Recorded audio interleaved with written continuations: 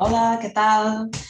Doncs avui seguim amb el cicle d'entrevistes que faré a diferents professionals del benestar i avui tenim amb nosaltres a la Rosa Pedrosa. La Rosa és psicòloga, sexòloga i especialista en teràpia de parella i avui ens parlarà sobre com potenciar el benestar en la parella. Hola, Rosa. Benvinguda. Hola, bona tarda, gràcies a tu per M'alegro de convidar-me. M'alegro de poder gravar finalment l'entrevista, encara que sigui així fora del directe. Sí, ens ha Si vols, costat, però bueno. Si vols, abans de començar directament amb el tema, presenta't una mica i digues quin recorregut has fet, què estàs fent actualment. Vale, estupendo. Doncs, bueno, ja us ho va dir l'Alba, soc la Rosa, psicòloga sexòloga i també terapeuta de parella, i ara mateix estic com combinant la clínica amb formació, no?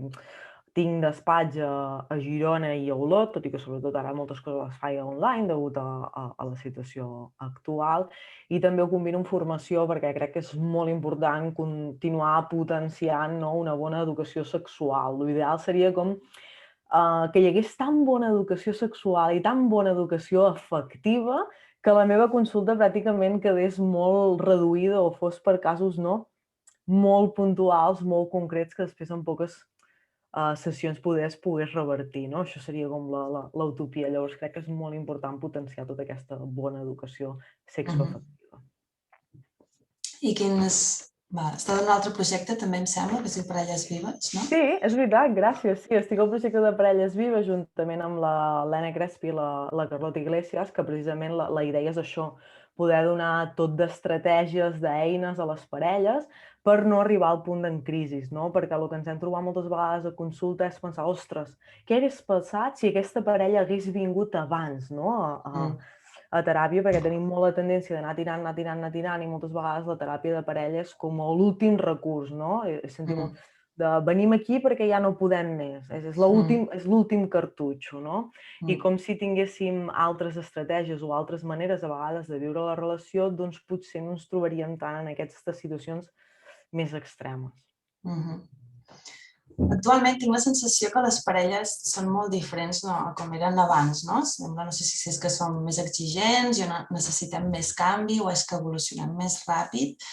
Com creus que hauríem d'enfocar la parella actual? Sí que és veritat que ha canviat molt, no?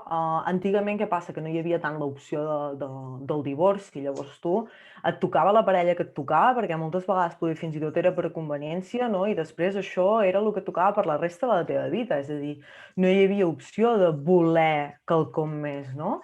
I sí que les parelles actuals és com que volem l'amor, no? I sobretot amb el que treballo jo, volem l'amor i també volem la passió, per exemple, no? A la nostra relació. I ja no és un tant punt d'exigència, poder, sinó també punt de possibilitat. Escolta, si jo en una relació crec que puc tenir l'amor, puc tenir un company de vida, però a més també puc tenir un amant, per què no tenir-ho? Però després això és un joc, entre cometes, un joc una mica complicat, no? De poder anar compaginant aquestes dues coses, perquè les dues coses demanen com temes, demanen cuidados diferents.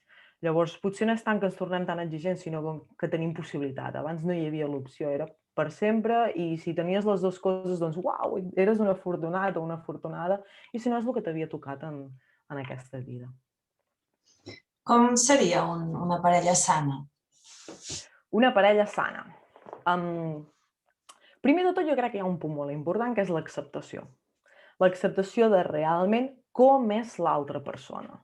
No? Tots tenim qualitats i tots tenim defectes també, no? Aquelles coses que dius, escolta, bueno, això si ho millorés potser no passaria res, però som com som, no? I la nostra essència és la nostra essència i és així. Llavors, quan nosaltres entrem en una relació hem de tenir molt clar que l'essència de l'altra persona no la podrem canviar, que aquesta persona és com és i de fet si l'hem escollit és per la seva essència, no? I que si al llarg de la relació nosaltres volem canviar aquesta persona, que costa molt, però si ho arribem a aconseguir, aquesta persona perdrà l'essència i no serà feliç, perquè no serà ella. Llavors, per mi, aquest és un punt molt important, que és l'acceptació realment de com és l'altra persona. I ara bé, potser no, hi ha gent que es preguntarà, home, ja, però què vols dir que no podem canviar? I després, si tenim desavinences, com ho fem, això, no? Aquí no estem parlant tant de l'essència de la persona, sinó que estem parlant més de conductes. I després aquí és quan entra tot el tema de comunicació i poder arribar a consensos, no? Que per poder arribar a consensos necessitem negociar. I voldrà dir, a vegades, cedir en determinats aspectes, no? M'invento, a mi m'agrada molt fer les coses així, d'aquesta manera, però sé que si ho faig així, doncs després tu... Va, doncs parlem, com ho podem fer? Com podem trobar el punt entremig? Però l'essència de la persona no la canviarem, no? A Negociarem què per et trobar... refereixes exactament amb essència? Dius que no és el que fa, però què seria? La seva personalitat, diguéssim? Sí, és el qui és. Si és una persona extrovertida o si és despistada. Després podem arribar a acords de, vale, ets molt despistada, no? Però escolta'm, podem posar alguna manera, podem trobar alguna manera, perquè no et deixis les claus cada vegada que surts de casa, no? Per exemple, no? M'invento, però clar, tots tenim, no? Doncs jo potser seré... Jo sóc super desordenada. I, per exemple, la meva parella és totalment al contrari, no? Llavors és un... Jo a vegades li dic, oh, és que ets molt top, no? Ets molt ordenat. Jo no canviaré la seva essència de que és ordenat, ni ell canviarà la meva essència de que és desordenat, però haurem d'arribar a consensos. No? I potser en el meu despatx jo ho tindré a la meva manera, però les zones comunes ell haurà de baixar segurament el seu nivell d'exigència d'ordre i jo l'hauré de pujar una mica perquè puguem conviure tots dos. No? Però jo continuaré sent desordenada i ell segurament continuarà sent molt ordenat. Això em representa, no? I per mi un últim aspecte important, no? D'això que me deies de les parelles sanes, bueno, dos aspectes importants. Un seria també el respecte de l'espai individual, perquè encara que estiguem en una relació, no vol dir que ens fusionem amb l'altre. Perquè, de fet, quan ens fusionem amb l'altre, la relació perd, no? Jo sempre dic que la fórmula matemàtica d'una relació és 1 més 1 som 3, perquè som tu, jo i la relació que formem junts. Llavors, perquè aquesta relació pugui continuar creixent, és molt important respectar la individualitat, els espais individuals, aquells espais on jo vaig a fer aquelles coses que a mi m'agraden i jo creixo. I després puc tornar a casa també i sumar aquestes coses, no? Dintre de la relació que compartim, perquè si ho fem tots junts, al final ens podem ofegar. L'últim seria la cura de la relació, entendre que la relació no és una cosa estàtica, que no és que perquè te'n vagis a viure o formalitzis la relació o et casis, com ni vulguem dir, ja està tot fet. No és aquest final de Disney, saps? El final Disney, no? I fueron felices i comieron beneficios. No, no funciona així, és la vida real. I una relació necessita cura.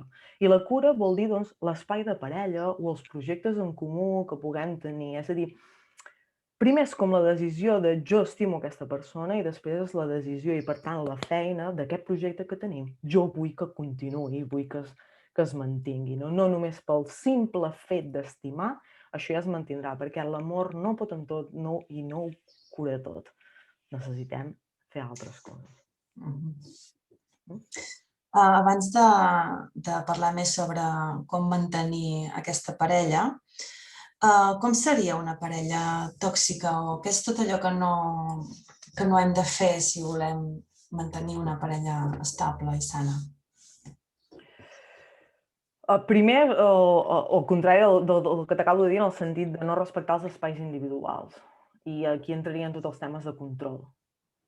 No? On vas, amb qui vas, què fas, què deixes de fer. I no des de l'interès genuí, sinó des del control.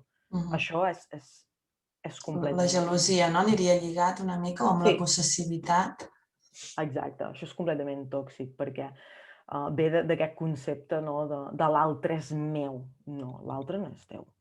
L'altre és una persona individual, és una taronja sencera que ha decidit rodar per la vida, no? Acompanyar-te en la vida, a tu que també ets una taronja sencera.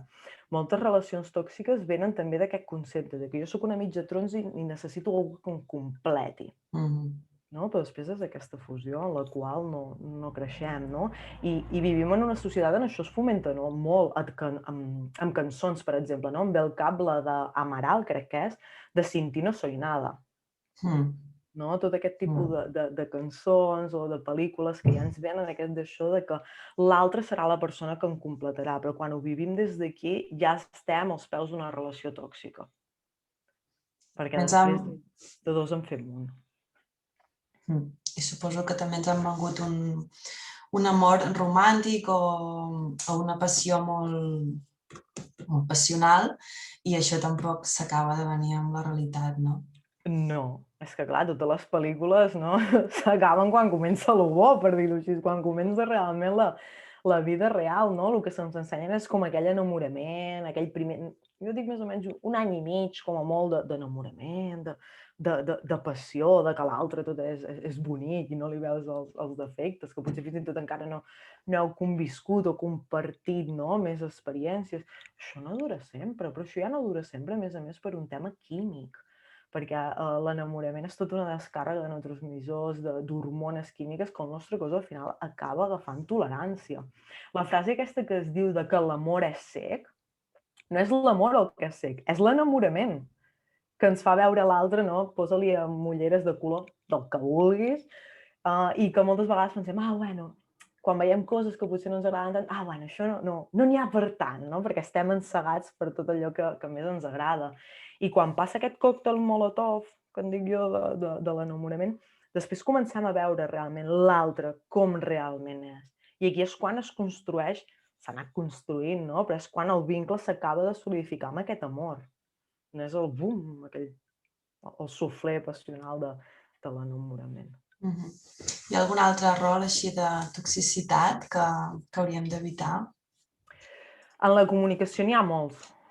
Hi ha despreci, l'ignorància, això són tipus de comunicacions que desgasten moltíssim. Molt, molt, molt. Després és que no hi ha cap mena de comunicació. No? L'ignorància és una de les coses que dic que és com dels pitjors mals. El sentir parlar com una paret, que t'ignorin en el sentit a propòsit. No? T'estic castigant amb l'ignorància, és algo molt dur, no? El despreci també, el menyspreu. Llavors, ull amb com ens comuniquem. A vegades hi ha altres, vaig fent servir frases, no? Això de que la confiança fa fàstic. Ja, és que aquesta persona estàs amb ell o amb ella perquè l'estimes, no? Llavors, tu com vols tractar una persona que estimes? Com vols que et tractin a tu, no? Llavors, també com ens comuniquem, com parlem a l'altre. I el tema del respecte, tu com l'entendries dins la parella? Perquè a vegades hi ha persones que se senten que li falten el respecte i potser per l'altre no li ha faltat el respecte. Ja, és que aquests temes de respecte, lleialtat, fidelitat, que són conceptes molt amplis, a vegades és molt important baixar-los a terra. Què em refereixo a baixar-los a terra? És com posar exemples fins i tot. Perquè tu, Alba, vens d'una família, jo en vinc d'una altra, i allà on aprenem què és l'amor, és en la nostra família. I depèn de com ens hagin estimat, moltes vegades estimarem. Explica'm com t'han estimat i et diré com estimes. I si, per exemple, a casa meva passés el que passés, mai hi ha hagut crits, mai s'ha alçat la veu, i en canvi poder a casa teva sí que es pujava més el to de veu, a mi a la que em pugis el to de veu poder faré perquè jo això no ho he viscut mai, i en canvi potser per tu serà una cosa més normalitzada. No dic tant els crits, sinó dic elevar el to. Serà més normalitzat perquè és una cosa que no has viscut a casa. Llavors jo crec que és molt important també conèixer de quina família ve la teva parella, perquè quan coneixes d'on ve, moltes vegades entens moltes coses, de com viu o com percep ell o ella l'amor. I aquí es podria arribar a un consens també, com el que deies abans, o és acceptació, o forma part de l'essència, això? Jo crec que hi ha un punt d'acceptació, però després sí que crec que hi ha un punt de consens, perquè tu necessites unes coses per sentir-te estimada i jo en necessitaré unes altres. I llavors aquí poder haurem de negociar. Et poso un exemple, Doncs jo potser necessito que cada dia quan marxis de casa, quan arribis a casa i abans d'anar a dormir em facis un petó. I tu potser vens d'una família que els petons, escolta, no hi han sigut gaire, i diràs, és que per mi 3 petons al dia, quan marxis, quan no, és molt. Negociem, què et sembla? Quan marxi, o el d'abans d'anar a dormir. Vale. Ok, però clar, tu necessitaràs una cosa per sentir-te estimada i jo necessitaré una altra. I és important saber què és el que necessita a l'altre, també. Tu ets sexòloga també i una vegada em van dir que el que diferencia un amic d'una parella és precisament el sexe, no? Quines dificultats? No? Què opines tu d'això? No? Això m'ho va dir una terapeuta. Digues tu la que opines. Sí, no...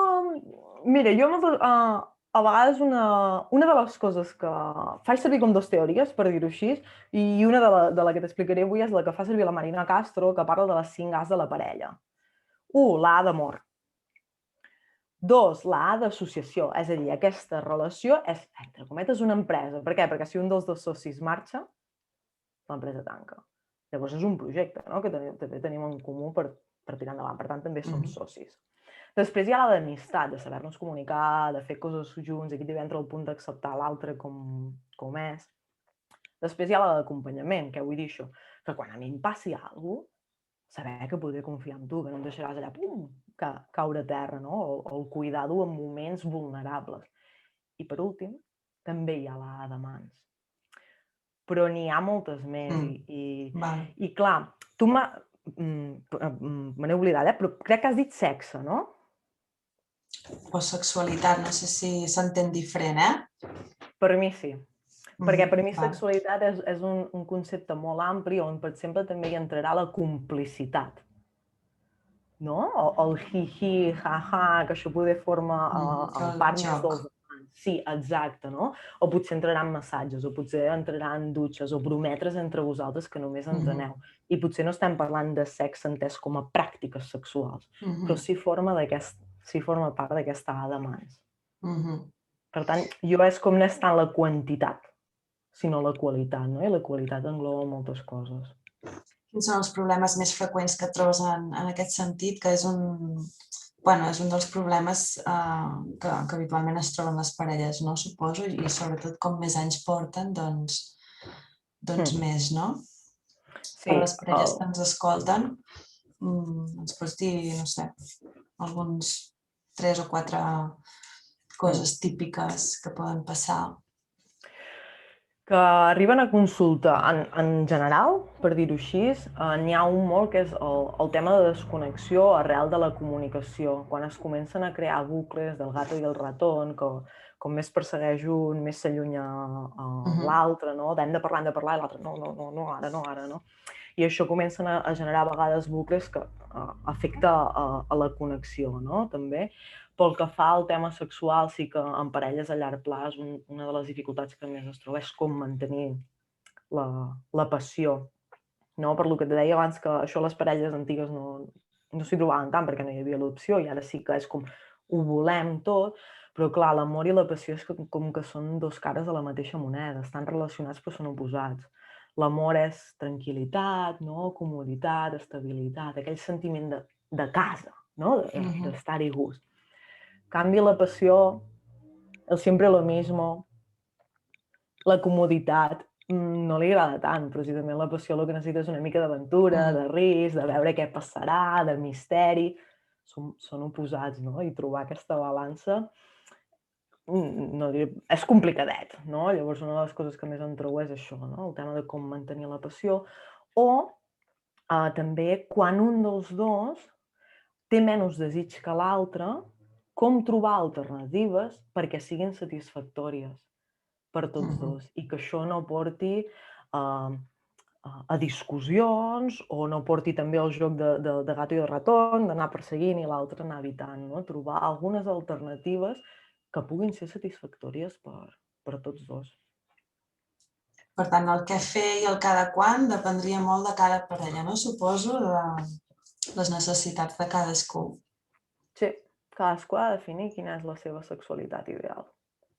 Això, perquè sí que és cert, no?, que és una cosa que se'm demana molt, però quan és lo normal, no?, que s'ha de fer cada setmana. Jo no t'ho diré, això, aquest número no existeix, no? I moltes vegades, la resposta que dono és, què vols, fer-ho cada dia i que no t'agradi, o fer-ho de tant en tant i que t'ho passis molt bé? I llavors és quan la gent també es dona compte de, no, clar, és que, hòstia, la quantitat no és el què, és la qualitat. No? És aquí on hem de posar èmfasis. Creus que són importants els preliminars, o que es diuen així? O... A mi és que la paraula en si, i segurament... Sí, els sexòlegs o les sexòlogues que escoltin de bé crec que estaran d'acord amb mi. La paraula en si és com... Perquè si l'analitzem, preliminars és pre de lo que ha de venir, de lo bo, no? I moltes vegades titllem lo bo com el coit. Quan tu fas enquestes, i n'hem fet alguna parelles vives, i jo també, i demanes quines són les pràctiques preferides, el 100% no t'ho diré. Però la gran majoria de dones ni d'homes trien el coit com a primera opció. Però aquest concepte de preliminars ve de la religió cristiana, que el sexe només serveix per reproduir-se i, per tant, tot l'altre és pecat. Llavors, aquests pecats que fem abans, aquests preliminars, venen per després el plat fort, que és el coit. Llavors, no, tot és sexe, tot és sexualitat. Per tant, per això et deia abans, no? Que per mi és molt important ja com ampliar el concepte de sexe. Perquè a vegades, si no anem fent reduccions de sexe és igual a penetració, sexualitat és igual a sexe i sexe és igual a penetració. No. No. Això és una pràctica de tantes més que podem tenir. No? I la pràctica és un concepte més que hi ha dintre de la sexualitat, és molt més ampli. No ho he entès, el que has dit de l'enquesta, he entès que la majoria trien el coit com el que els agrada... Que no, eh? No trien el coit com a primera opció.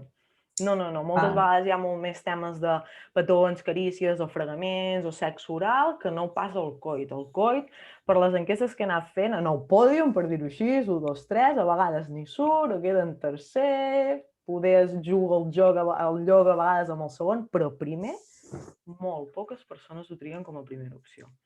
Hi ha diferències entre homes i dones? N'hi ha menys de les que ens pensem. Realment n'hi ha menys, però n'hi ha menys de les que ens pensem. Molts homes tampoc escullen el coit com a primera opció de pràctica sexual. Llavors, doncs com pot ser, no? Si ni un ni altre ho escollim com a primera opció, per què sembla que ens emparrem en que sempre que tenim una relació sexual hi ha d'haver-hi coit sí o sí? I després venen com a vegades paraules, és que si no tenim coit no serà una relació completa. Bueno, per a què tens sexe, tu? Si el tens per tenir fills, en aquell moment, de manera natural, entenc que facis servir la penetració. Però quan no és per buscar reproduir-te, per a què tens sexe? En quina finalitat tens sexe? Perquè si és per passar-t'ho bé i em dius que el coit és la teva primera opció, així per què la tries si és per passar-t'ho bé, no? I a vegades qüestionar aquestes idees ens ajuda també a obrir i anar buscant altres alternatives. Llavors, tot això venia de la paraula preliminars, no? Que jo ja la substitueixo una mica per jocs sexuals. Són superimportants els jocs sexuals, perquè són realment els que ens ajuden a desconnectar de fora, per començar a connectar aquí i a connectar amb la parella. No? Si no desconnectem de fora, de l'estrès, de les preocupacions, del ritme ràpid de la vida, és molt difícil després connectar amb el plaer, perquè és completament diferent, no? El plaer és un ritme lent, és més suau, jo no puc passar-m'ho bé si estic preocupada, no? Llavors, els jocs ens serveixen molt com per començar també com a transitar, anar connectant i, com et dic, ja forma part de la sexualitat, d'aquest rol de mans. Volia fer una pregunta que se m'ha anat al cap. Però bueno, a efectes pràctics, com podríem preparar el cos perquè, bueno, per tenir èxit o per mantenir aquesta passió amb la parella, no? Per un cantó individualment i per l'altre cantó en parella. Per un cantó individualment és el que et parlava una mica dels ritmes, és ensenyar al teu cos també a anar a un ritme diferent. Hi ha molta gent que a vegades, quan els hi proposo potser a vegades fer massatges així lents, no? Per exemple, tu em fas de massatges en parella, doncs jo em trobo gent que a vegades em diu és que em poso nerviós o em poso nerviosa. No, allà a mi tanta lentitud és com que m'estressa, perquè no estan acostumats a parar. No estan acostumats a baixar el ritme i anar lent. I després així és superdifícil connectar amb el plaer. Llavors, individualment, per mi, hi ha aquesta feina d'aprendre a anar a aquests dos ritmes. El ritme de les obligacions, que és vinga, pim-pam i com abans millor, i el ritme del plaer, que és parem, connectem, comencem a connectar amb les sensacions, no? I a poc. Això és una feina individual. de feina com a parella, trobo que és molt important reservar-nos, agendar, no? En parelles vives són molt pesades amb aquesta paraula perquè és molt i molt important. Agendar moments de nòvios. Perquè si els dos teniu feina, heu de portar una casa, teniu fills, els moments de nòvios, així sols, màgicament, que de cop us quedi una hora lliure, preparada i perfecta perquè pugueu estar... No apareixeran, s'han de poder provocar. Al igual que provoquem, doncs m'agrada anar a ioga i jo sé que els dilluns, no, a les 3 vaig a ioga i ho tinc agendat. O que me'n vaig a dinar a casa dels sogres, doncs també agendem els moments de nòvios. Agendem un espai on només sigueu vosaltres, no? Vosaltres i per vosaltres. Creus que això pot generar també frustracions, el fet de potser fer-se alguna expectativa o, bueno, que no acabi de funcionar, no? Tampoc. Sí, perquè fixa't, jo he dit moments de nòvios, no he dit moments de tenir relacions sexuals. I això que acabes de dir, sí, és molt important, perquè si anem amb la idea de, ai, avui moment de nòvios, no? I poder un va amb la idea de, avui tindré sexe, i l'altre va amb la idea de, avui toca, ens carreguem el moment de nòvios. Perquè aquest moment està enfocat a que connecteu, a potenciar la connexió i a potenciar l'unió.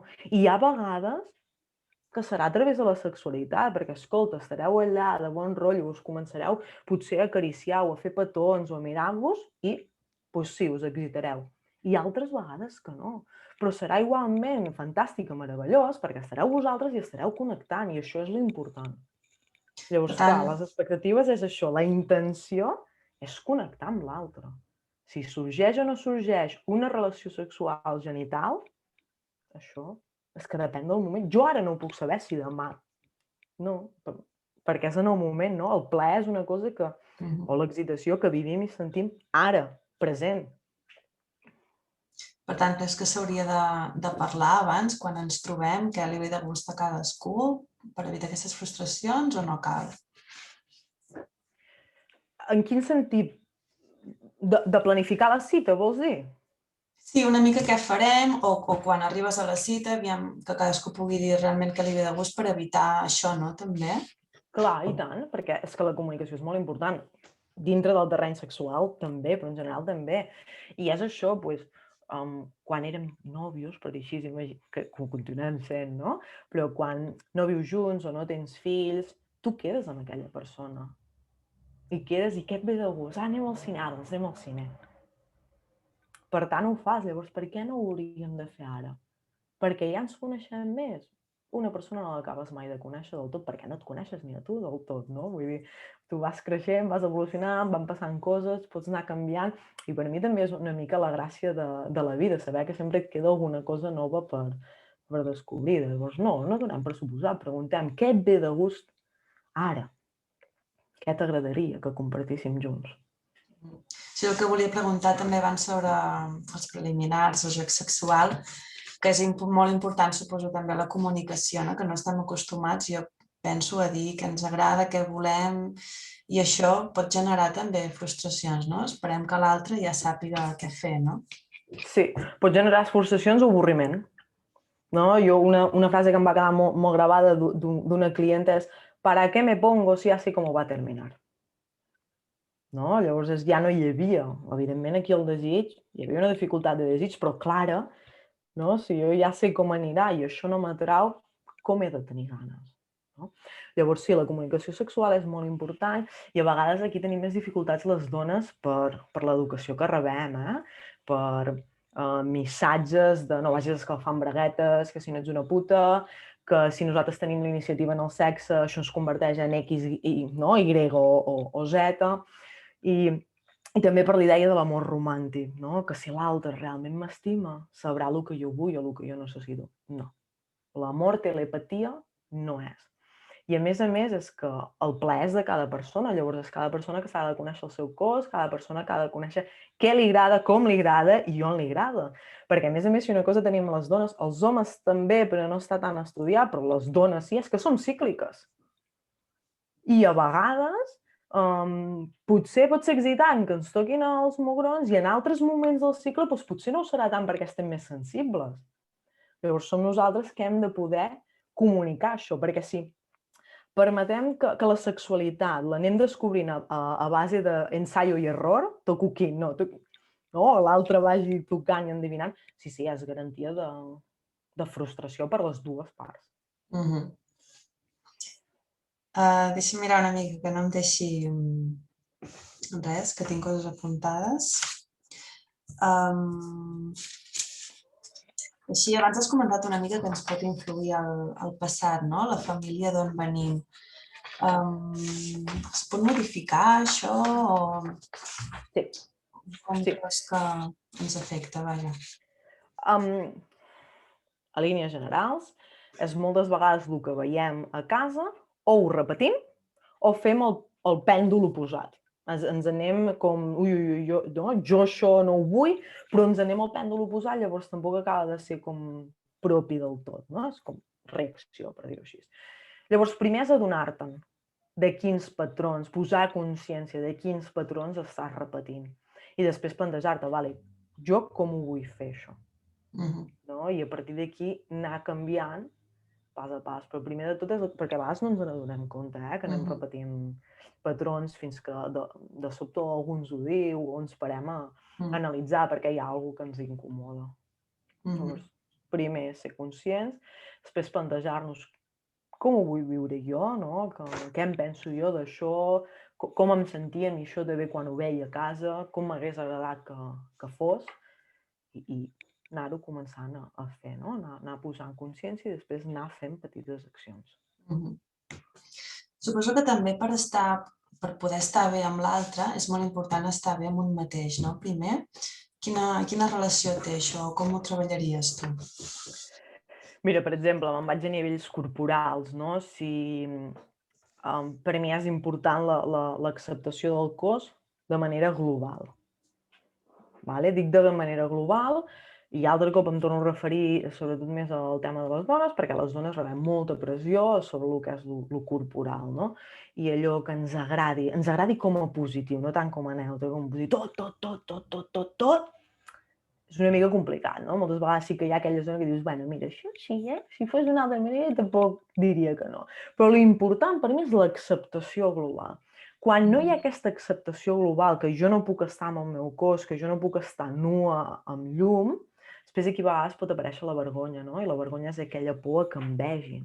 Llavors serà molt difícil que jo pugui estar relaxada, no? En una relació sexual amb l'altre, perquè hi haurà aquesta vergonya que m'estarà condicionant de que l'altre em vegi. I ull, que quan hi ha una por, la por és una emoció molt bàsica, no? Que ens ajuda a la supervivència. Llavors el cervell està detectant una por. Ell no sap si és un lleó o no, però sap que és una por. I per tant sap que ens hem de posar a salvo. Llavors la por bloqueja el sistema sexual. En aquell moment, per dir-ho així, no estàs per festes. Estàs per córrer a posar-te a lloc segur.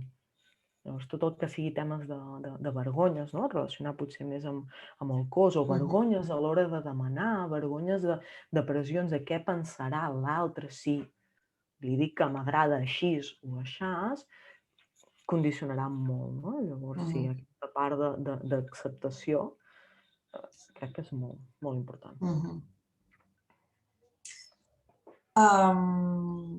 Alguna eina així pràctica que podríem fer cada dia per cuidar la parella? Per cuidar la parella? Sí. Vale. Per exemple, estem d'acord que som animals? Que què? Dic que estem d'acord que som animals? Sí. La millor manera d'educar un gos és amb les galetetes. Llavors, per què hem de pensar que els humans seríem diferents? I s'ha comprovat amb investigacions. El que més ens funciona als humans són els reforçaments positius. I moltes vegades intentem negociar coses o que ja em dic que no es pot canviar l'altre a través del reforçament negatiu. No, reforçament positiu. Proposeu-vos cada dia enganxar a la parella fent alguna cosa que us agrada i feu-li saber. No? Reforçar aquest. I després, molt important, l'altre que he dit, temps de nòvios. Cada dia. Ja sé que serà com, però és que fem moltes coses durant el dia, poder és molt estressant el dia, vale. Però cada dia segurament teniu temps d'anar a treballar o de xatejar potser amb les amigues o potser de trucar a algun familiar o de jugar amb el vostre fill. És a dir, és com que cada dia hi ha molts rols. Doncs cada dia també sou nòvios. Va, 10 minuts. No més. 10 minuts, que només sigueu vosaltres dos, encara que sigui per només allà al llit, mirar-vos als ulls, perquè esteu molt cansats i com a posar-vos una maneta a sobre. Però ja estareu vosaltres dos, no? I amb aquests 10 minuts vull recalcar el tema de pantalles. Pantalles enteses com a Netflix, que ja es fa la broma que és el nou anticonceptiu, que sí. El mòbil, la tablet, tot això. En els moments de nòvios, això fora. 10 minutets al dia. I reforços positius. Segur que hi ha... Aquí després podem anar creant l'efecte dominó, no? Que quan tu fas alguna cosa diferent generes també que l'altre hi posi una altra intenció. I fer un esforç per callar les coses que no ens agraden, no? Els reforços negatius, a què et referies exactament? Les crítiques o... Sí, sobretot si són crítiques constructives i si realment hi ha una cosa que no t'agrada, doncs després podem trobar una manera de... Sentem, parlem-ne, negociem i arribem a un consens. No? Millor dir-ho en fred o que en calent, lo negatiu. Sobretot si en calent ha de sortir un dardo envenenado, que n'hi dic jo. Vale? O altrament dit, un zasca. Vale? Perquè en aquell moment crearem allà al mig una tensió i escolta, aquí ningú és perfecte i jo soc la primera que em surten zasques, Però tenir-ho en compte perquè això el que crearà és com un crec. Hi haurà una petita desconnexió. Llavors, si hi ha coses que no t'agraden i que s'estan repetint tan contínuament, doncs potser és el moment que us assenteu i que en parleu. Totes les relacions de parella, absolutament totes, tenen contractes. S'arriben a acords. L'únic que molts d'aquests acords no són explícits, sinó que els donem per suposats. És allò que esperem que tu ja faràs perquè estem en una relació. Llavors, si no s'està donant, potser és hora de posar això explícitament. Anem a sentar, anem a veure què espero jo de tu, negociem-ho i arribem a acords. I, evidentment, els contractes es renoven, Perquè el que tu ara pots voler amb X anys, potser d'aquí 10 anys no vols el mateix, o el que vols quan no tens fills no és el mateix o no necessites el mateix quan tens fills. Però no deixem aquests acords implícitament. Baixem-els, si fa falta paper, i fem-els explícits. El tema de les feines domèstiques, per exemple, creus que és important fer-ho al 50% o tu fas una cosa i jo en faig unes altres, o depèn de la parella, potser? Una cosa és la igualtat i l'altra cosa és l'equitat. Sempre em costa aquesta paraula, ser equitatiu. És que a tu se't donaran bé unes coses i a mi se'm donaran bé unes altres. Llavors, clar que podem negociar aquí també, perquè potser a tu t'agrada molt més cuinar i potser a mi cuinar em fa molta mandra i prefereixo fregar els plats després. Però l'important és que tots dos tinguem la sensació de que l'empresa aquella que parlàvem abans es porta entre tots dos. Que és aquest 50-50. I aquí cada parella ha de trobar la seva fórmula. Un potser serà això que t'he dit, no, tu sempre cuines i jo sempre frego. I un altre serà, no, un àpat cada un. Cadascú el que li vagi bé. I què pot estar passant si els dos tenen la sensació que fan més que l'altre? Què pot passar, no, això? Sí, però potser no és amb les mateixes esferes. Potser és la sensació que, per exemple, m'invento, un s'està carregant tota la part econòmica i això li està portant X mal de caps i l'altre s'està carregant tota la part de casa. Llavors, jo a vegades feia la broma a consulta de, doncs, reunió d'empresa, tu. Assentem-nos i anem a mirar què està passant i com ho volem portar, perquè si tant per un com per l'altre això no està anant bé, perquè notem un pes a sobre, doncs ho hem de reequilibrar. Quan venen fills, també, la parella acostuma a quedar desplaçada. Creus que es pot salvar aquesta relació o com salvar-ho, no? Perquè suposo que és important que arriba un moment que els dos es tornin a retrobar, no? Quan els nens són molt petits, la parella queda en segon pla, suposo que en aquest moment s'ha d'acceptar, però tampoc acomodar-nos aquí, no? Sinó tornar a retrobar-nos i agendant una mica el I que s'ha agendant. comentat. Bé, sí, i tant. I hem d'entendre això, que és que els humans som els mamífers que naixem més immadurs de tots. Vull dir, tu veus un elefant quan neix i al cap de res ja està caminant. No, els humans no. Llavors hem d'entendre que els 2 primers anys de que neix un fill, aquell nen realment és que necessita, no? Sobretot el progenitor amb qui té el vincle principal, que si parlem en parelles heterosexuals seria més la mare. Llavors, sí que hi ha aquesta visió que hem d'entendre que segurament el nostre temps de parella ara quedarà reduït perquè hem apostat per un projecte comú. Però com que és un projecte comú, també hem d'entendre que és important conservar un mínim, és evident que no podem fer el mateix, però un mínim la parella, no? O sigui, la intenció de conservar un mínim la parella i de trobar petits espais perquè així sigui. Però clar, és normal que després del part, que arriba una criatura, les coses canvien. No és el mateix 2 que 3, ni serà el mateix 3 que 4 o 2 que 4 si de cop són bessons.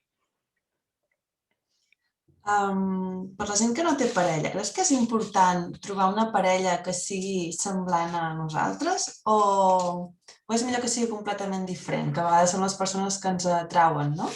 Allò de los polos opuestos se atraen, eh?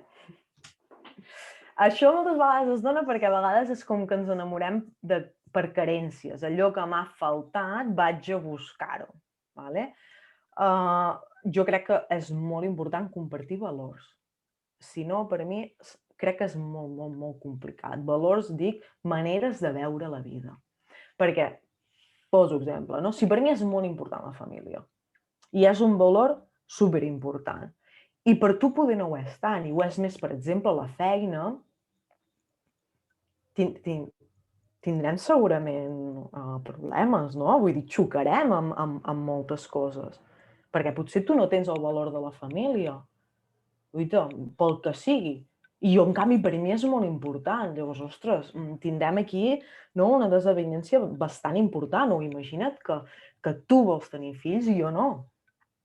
No? Després hi ha aquí un decalatge important. Per tant, per mi els valors s'han de compartir. És la visió que tenim de la vida. Les essències, com hem dit abans, poden ser diferents, però sí que moltes vegades hem de trobar aquell punt d'unió, que poden ser els valors, però també allò que ens va unir, el que ens agrada fer junts i quins projectes tenim en el futur. Llavors, no és allò ni iguals, ni... Clar, pols oposats vol dir valors oposats, perquè després... No ho veig molt clar, jo, això dels pols oposats realment crec que hem de compartir, no? Si fem la metàfora aquesta de que la parella és una floreta, una planta que creix, que s'ha de regar i de cuidar, per mi els valors és la terra en la que creixerà. Llavors, si jo vull una terra humida, el que sigui, la teva és més de desert, més seca, no plantarem la mateixa planteta, no sobreviurà la mateixa planteta. La gent que ens escolta, si algú no té gaire clar què són els valors, pots posar algun altre exemple? Sí, serien com les guies, què és allò que tenim en compte a l'hora de prendre decisions. Ja pot haver l'empatia, la gent que li agrada aprendre moltes coses, la família, la feina, l'èxit, el viatjar, el descobrir coses, feminisme, també, respecte, tot això seran valors. Allò que ens importa, no? Suposo? El que està dins la nostra escala de valors. Que aquests valors, exacte, que de fet aquests valors seran a través dels quals nosaltres constituirem els límits. És a dir, els límits és aquelles coses que sota cap concepte jo toleraré dintre d'una relació. Llavors, clar, és que si els valors no són els mateixos, els límits ja seran diferents. I si, per exemple, per mi un valor molt important és el respecte, jo tinc una cita de cop amb una parella, estic en un restaurant i fa un comentari super despectiu, ja sigui de raça o per masclisme, per mi hi haurà un trencament de valors. Això serà un límit que no... O que em digués alguna cosa per com vaig vestida, no? Portes una faldilleta molt curta, no?, per anar a sopar. Vale. Déu, perquè serà un valor que no compartirem. Aquí arriba a un límit. I sí, els límits són necessaris en una relació de parella, perquè l'amor no tot s'hi val. Ara que has tret el tema dels límits, quina importància tenen dins la parella i com s'haurien d'enfocar, no? Són molt importants per això, perquè l'amor no tot s'hi val i l'amor no ho cura tot. De fet, l'amor necessita límits i també necessita límits per poder curar l'amor propi, també. A vegades sota aquest concepte de que l'amor puede con todo, no? Es toleren coses que no. Deixo el tema de violència de gènere a part, perquè aquí va, no?, moltes més. Tot i que sí que en l'iceberg de la violència de gènere, no?, que realment el que es veu és una petita part, a baix n'hi ha una molt més grossa, aquí sí que hi ha molts límits, no?, que poder s'han traspassat. Llavors, els límits és un punt de respecte per mi molt i molt important.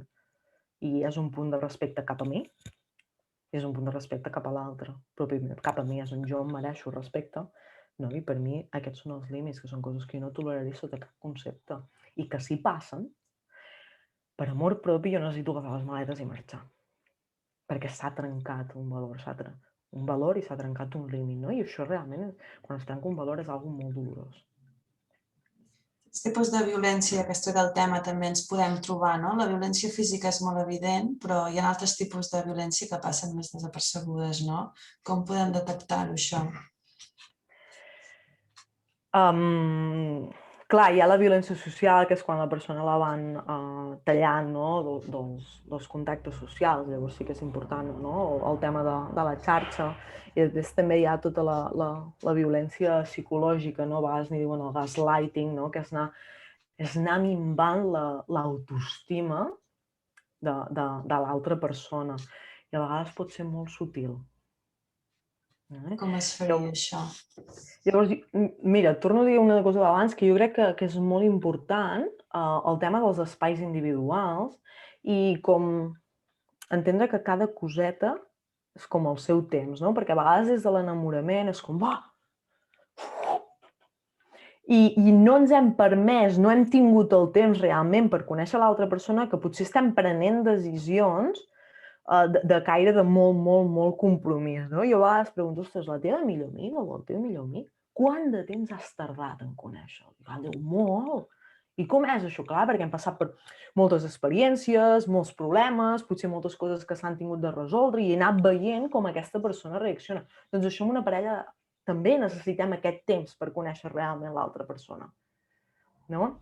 I l'enamorament, moltes vegades, aquelles coses que posaríem amb interrogant en el sentit, ai, això m'ha agradat, és com que les obviem. Vinga, tira milles. Llavors hem de tenir molt clar que l'enamorament no és amor i que avui o no necessitem un temps i diferents experiències o dificultats en els que ens puguem trobar per anar coneixent a l'altra persona. I després, quan anem coneixent aquesta persona, també és com important donar-se un espai. L'enamorament moltes vegades ens porta allò com parlar totes hores, intentar quedar totes hores, no? I és part del còctel molotov que en dic jo, ens porta com a voler-nos fusionar. Llavors és molt important mantenir un peu a terra. Està molt bé, l'enamorament és un xute molt guai, però un peu a terra. I aquest peu a terra vol dir, tu després tornaràs a casa i necessites poder revisar què has vist, què t'ha agradat, què no t'ha agradat, com de còmode t'has sentit, hi ha alguna cosa que allò que necessites apuntar del pal, això que he vist, a veure què. No dic d'anar allà amb la lupa, no? Con el cotoncito, a veure si surt blanc, no? Del limpio, perquè cap sortirà en blanc, escolta, tots teníem alguna mica de pelussa, però sí que donar-nos aquest espai per veure si el que estem veient quadra amb nosaltres. Per tant, un peu a terra, sobretot quan iniciem i estem coneixent una persona i ve aquest xute d'enamorament. Per tant, creus que una guia per saber si anem bé o no seria observar com ens sentim amb l'altra persona? Sí. Si sentim això, no? Que ja no ens sentim tan feliços o amb energia o o amb aquesta autoestima que deies com al O que et principi. comences a qüestionar moltes coses que, per tant, per tu abans eren com molt evidents, poder també. Llavors, per mi és important també abans fer com un treball de quins són els meus límits, perquè això és una cosa que moltes vegades la gent no s'ho pregunta. Llavors, doncs sí, agafa, seu, apunta't, quins són els teus límits? I també seria fer un treball de quines característiques jo necessito o vull que tingui la meva parella. Perquè quan tu et vas a comprar un cotxe, tu mires diferents opcions i dius, bueno, a veure què necessito. Un familiar, un esportiu, un dièsel, un gasolina, prefereixo un híbrid, no? I fas, entre cometes, un estudi de mercat. Quan em puc gastar? Quan no sé... Amb una persona que hem de compartir la vida, no hauríem de fer el mateix, també? Saber quines característiques busquem, poden anar fins a nosaltres per compartir aquest model de vida que ens imaginem. Llavors, crec que això és com aquesta part més individual d'autoconeixement, que és important i interessant de fer. Persones que estan molt de temps sense parella, per exemple, no creus que a vegades demanem massa, també? Demanem la persona perfecta? Sí. Aquelles cingars que et deia, a vegades és com demanem el millor amic, o el millor amant, o el que t'estimi més, o el que cuini millor, per dir-ho així. I clar, jo no sé si una persona pot ser-ho tot el millor, no? Sí, això sí que és cert, és com que ho volem tot i com deia, hem de mirar el global, perquè si tu coneixes una persona que sigui el millor en tot, segons el teu, seràs super, hiper, mega afortunada, no? Millor amic, millor amant, millor soci, millor pare... Ostres, és molt complicat i també és com molta exigència, no?, demanar-li tot això a l'altre.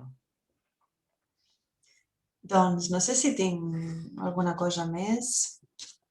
Tens alguna altra cosa que voldries comentar que no t'hagi preguntat? Així, a bote pronto, ara mateix... Jo crec que sí que hem parlat bastant tot, no? Sí, que ho hem abordat bastant tot. Vols dir alguna cosa així per concluir? Mira, jo sí que aprofitaria que qui escolta, que si voleu seguir-nos, us interessa el que hem parlat d'avui i voleu seguir-nos el projecte de Parelles Vives, allà estem, crec que és un projecte molt xulo i que està agradant molta gent i la finalitat és una mica el que hem parlat avui, poder tenir com totes aquestes eines per no arribar a aquestes crisis o aquestes tensions, si es poden evitar abans, no? Que ens falta una mica aquest tipus d'educació. Llavors, si voleu, allà estem. Perfecte. A Instagram, suposo, no? Parelles Vives i el teu Instagram, la Rosa Pedrosa.